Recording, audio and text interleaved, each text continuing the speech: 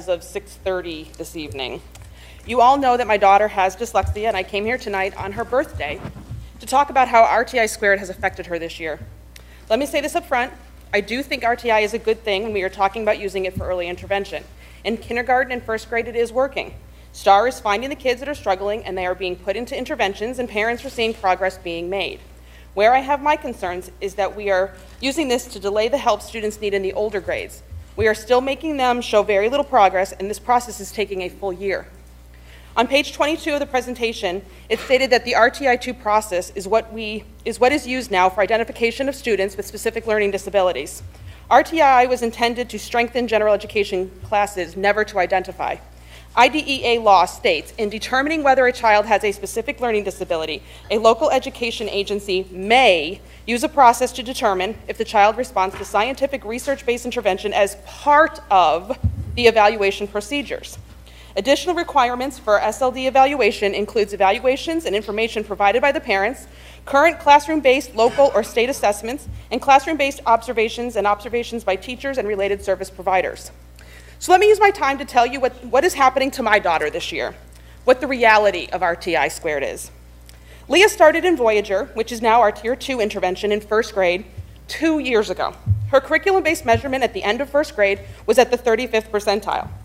She entered second grade and she continued in Voyager, and by the end of second grade, she was at the 15th percentile. What that would tell anyone is that after 2 years of the same intervention, it clearly wasn't working.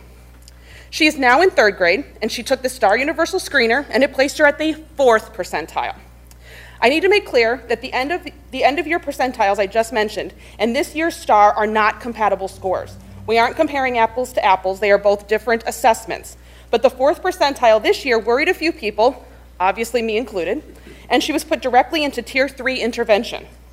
Knox County uses SPIRE for Tier 3, which is an Orton-Gillingham reading method that helps most dyslexics.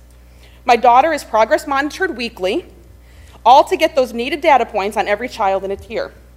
If you were to look at her progress monitoring sheet, you would see numbers that go up and down, up and down, up and down. That is not progress, that is staying stagnant. December came and it was time for the winter universal screener to be given. My daughter jumped 1 percentile point, 1. She was now in the 5th percentile compared to other third graders. As a parent, when you see that, what is your first reaction? You're upset, right? You have faith that the school system that you have your child in is doing the best they can to give your child the free and appropriate public education they deserve.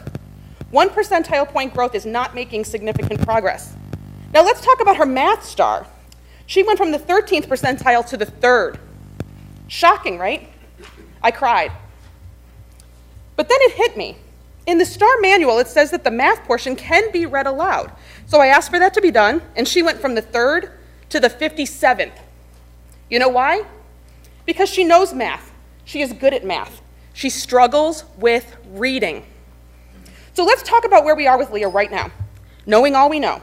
We know she's dyslexic. We know she is not making significant progress in her intervention. We have mom saying she is struggling. We have teachers saying she is struggling. But because of RTI squared, we have to make her struggle for 10 more weeks. 10 more weeks. Why? Because the manual says so. The manual says the purpose of immediately placing a student in Tier 3 intervention is to increase the intensity of the intervention, not to shorten the duration of the intervention period.